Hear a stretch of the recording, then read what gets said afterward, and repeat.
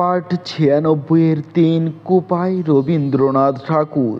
বর্ষায় ওর অঙ্গে অঙ্গে লাগে মাতলামি, মহুয়া মাতাল গায়ের মেয়ের মতো ভাঙে না, ডোবায় না, ঘুরিয়ে ঘুরিয়ে অবর্তের ঘগরা। দুই তীরকে ঠেলা দিয়ে দিয়ে উচ্চ হেসে ধেয়ে চলে। শরতের শেষে স্বচ্ছ হয়ে আসে জল, ক্ষীণ হয় তার ধারা, তলার বালি চোখ পড়ে।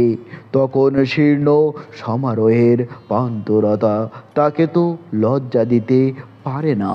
তার ধন নয় উদ্ধত, তার দৌন নয় মলিন, এই দুই এই তার শোভা। যেমন নটি যখন অলংকারের ঝংকার দিয়ে নাচে, আর যখন সে নীরবে বসে থাকে ক্লান্ত হয়ে। চোখের চাউনিতে অলস্য একটুখানি হাসির আভাস ঠোঁটের কোণে। কোপায় আজ কবির ছন্দকে আপন সাথী করে নিলে সেই ছন্দের আপোষ হয়ে গেল ভাষার স্থলে জলে।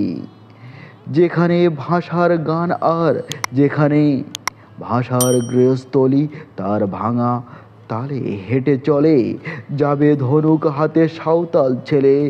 পার হয়ে যাবে গরুর গাড়ি আটি আটি খড় বোঝাই করে, হাটে যাবে কুমোর বাঁকে করে হাঁড়ি নিয়ে, পিছন পিছন যাবে গায়ের কুকুরটা, আর মাসিক ৩ টাকা মাইনের গুরু ছেঁড়া ছাতি মাথায়।